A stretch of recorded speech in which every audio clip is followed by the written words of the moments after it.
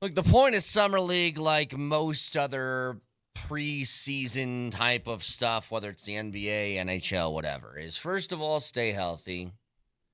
But second of all, for young players that are getting a real crack at playing time, perhaps for the first time, like I look at Summer League as this, Vic. Do you seem like somebody who is just head and shoulders better than most other people on the floor? First of all, you look sexy. Thank you. Should I take another button down? Is that your silk disco shirt? Is that silk? It's space in beer and golf. Okay. Little polo. You like Dude, that? I used to have a silk shirt in college that I wore for special occasions. It does look kind of Travolta-y, doesn't it? It does. Dude, I had a nice silk shirt. You wear that silk when it's time to dance. If you were here, Vic, I'd let you feel it because it's got that feel to it, too. Summer League is different.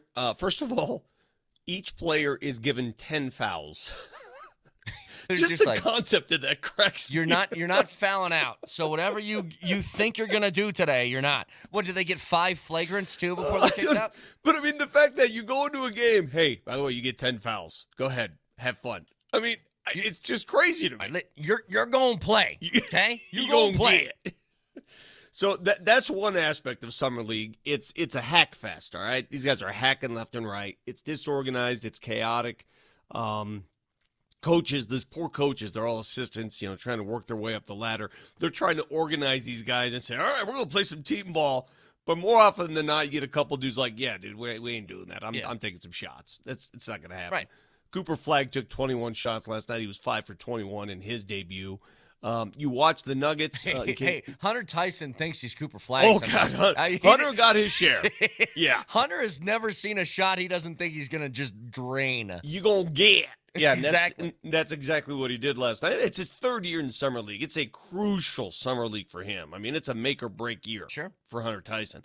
But last night, from what I saw from the Nuggets, and again, be careful what you deduce when you watch a Summer League game, but this is my deduction. DaRon Holmes can play. That's the thing. That's what I was getting at. He looked better than everybody else on the floor. He just did. Yeah. And that was smoother. First game back from an Achilles. I think beginning of the game, maybe he was a little tentative, but once he got in the flow of it, he looked good. He looked more athletic. He got to the rim in 2 steps one time, laid it off the board. It was just very nicely done. He's got a smooth jump shot. He's 3 of 5 from 3. So he can shoot from the outside. He could take it to the cup. He's active defensively. He's going to be a good backup to Aaron Gordon. That's his role. Yeah. That's going to be his role moving forward, especially if they get Valanciunas. And by the way, I don't know if you heard the interview with David Adelin last night. Yes, save that. Yeah, we're getting that in more detail. I'll get to that later, more on that. But it seems obvious that this is their team. This is who they got. As for the rest of the dudes, I don't know, but I kept getting confused because Milwaukee had a player named Booyah. The Nuggets had a player named Booyee. Yeah. And Booyah, Booyee, they're going back and forth. And Booyah won it at the buzzer for Milwaukee. Booyah. Yeah. Booyah. But you would never know that because the announcer, every time Booyah made a shot, had to get his Booyah thing in in there. Stuart Scott. Yeah, I mean, it just made total sense. Of course, there was a Booyah and a Booyah. So I couldn't follow along. Well, here's, to me, we'll start with just Holmes. Stick on that for a second because I know it's one game and it doesn't tell the full sort of story with him, but he obviously can shoot.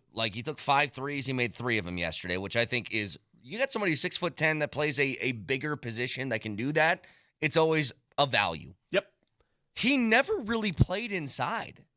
And I wonder if that's going to be kind of what his game is when he's with the Nuggets. Is he not going to be somebody who goes in the post? Is he just hanging on the outside or what? I don't think he comes off as a post player. Me neither. I mean, if you're looking for a little shake and bake Hakeem Olajuwon move, I don't think that's who he is. I think he's a slasher. Yeah. I think I'm going to take you off the dribble if I have to, and I'll make some threes. And I think he's a great fit for what the Nuggets desire, for what the Nuggets need.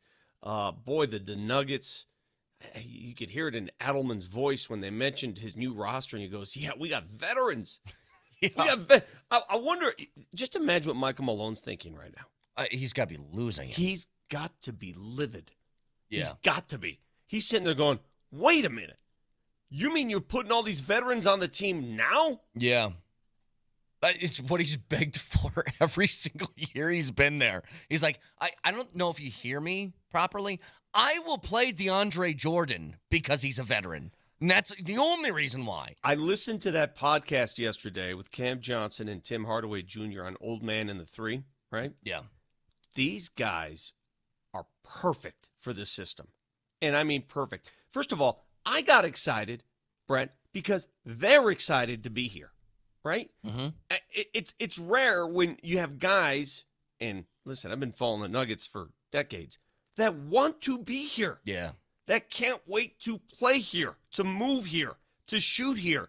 They're both going to increase the three-point shooting volume for sure. They're both very savvy players. I can't wait, man. I'm telling you, this has the makings of something special. I'm knocking on wood. I don't want to get too little too crazy too soon, but this is special stuff happening. Can I say something about, because I listened to the same thing you did, Cam Johnson? Just his mentality. His mentality reminds me a little bit of what Porter had, which is, I'm going to come in and play a role. Yep. That's going to be what my job is. And I'm going to be cool with that because this is how the team operates. They're best when Jokic and Murray are doing two-man game stuff, and I can operate off of that. Like, I loved everything I heard from him specifically because he's going to be huge. Yeah, and to be honest, that's the most extensive interview I've ever heard from Tim Hardaway Jr. Yeah. But he seems, the way he spoke about it, he was like, he was ecstatic that the Nuggets called him. Right. Right? I always looked at it the other way around. Wow, the Nuggets are lucky to get him. He feels lucky to be here. I love that attitude. So a couple other things from last night. And look, the beginning of that game, I always say this, that Summer League reminds me, and I don't know if you've been through this before, Vic, but there's a big difference between like a varsity high school baseball game as opposed to a freshman high school baseball game. Yeah. And I have a hard time watching the younger high school games because there's passed balls like every 5 pitches and somebody's running to the backstop and then there's an error that's made. Like, it's just super sloppy. It's not clean. That's Summer League basketball to me. Did you watch the first half last night? Oh, my God. The first half of that game was one of the worst halves of basketball I've seen in a long time. I almost turned it off because it wasn't just bad basketball. It was also, there was a review like every 2 seconds. I'm like, guys, please get this game going. Please. I agree. Listen, I've covered Summer League. I've been there many times. It's more of a retreat. Yeah. And credit the NBA. Marlo was talking about this last night on our studio show. Only the NBA can market something out of thin air. You know, the NBA Summer League didn't exist 10, 15 years ago. All of a sudden, they get these guys in Vegas. You figure, where do you want to go? Where does everybody want to go party? Let's go to Vegas. Yeah. You get a bunch of teams there. They sell tickets. Do you know how much those tickets cost, by the way? Average ticket price for a Summer League day? You get to go to all the games. $72 a pop. 72 for a Summer League game? But you get to go to all the games that are at the venue. Not just you. one game. You get access to all the games at the venue. So there Gotcha. could be 4 or 5 games going on at the same time. So they've turned that into an industry. Sure. Hell, tickets to that Cooper Flag Bronny James game, the average ticket price for that was $123. I'm sure. You know, just quickly, 2 other things that I think stood out. Just pencil me in. I know it's one Summer League game. I'm an E.J. Liddell guy. I like it. He works hard, doesn't he? He does. He was a little sloppy at times. That putback dunk at the end only to give up the game-winning 3, but he plays hard. Remember, the Nuggets still have 1 roster spot to give. They have 1 roster spot. I don't know if they'll use it. I don't know if they'll save it. There are those who believe they may save it for trade deadline. Hey, we need to add somebody at the deadline. Let's just keep this spot open. Who knows? He's an interesting story, by the way. If you guys remember, he was a 3-year player at Ohio State. He averaged almost 20 points a game in the Big Ten. And then he suffered, I think it was an ACL. Yeah, ACL. And dropped him. He was supposed to be like a lottery pick, or at least close to it. Drops out of the draft entirely and is trying to find his way on an NBA roster, but he's obviously got ability. I mean, he's one of those guys that, again, Vic, he looked different than the others on the floor to me. He's 6'7", but he plays a lot bigger than 6'7". Did you notice that? He Yes. pushes people around. Yep. He uses his body. And you can't have enough of those guys. I love that. He's tough. How about, by the way, just right at the beginning of the game, DaRon Holmes is like getting his first playing time coming off the Achilles injury. And then there's a loose ball, and he turns around, and it's just a straight headbutt and a truck stick against that Bouye guy on the other side. And you're just like, oh, I know. Well, welcome back to game action, I suppose. But he got hit, and I'm like, oh, God, really? Immediately? It's got to go through his mind because he tore his Achilles the very first summer league game a year ago, and he's got to deal with that. He's got to get through that. And I thought it looked fine. I mean, Nuggets do it again Saturday night. That's tomorrow night against Minnesota. But each game, by the way, if you're the Nuggets and you saw what DaRon Holmes did, 15 points, and he looked good, how many games do you play him before you say, okay, we've seen enough. Let's not get hurt? Okay. I say maximum 3 games. So this is my question. I have the same question, not just about him, but somebody else.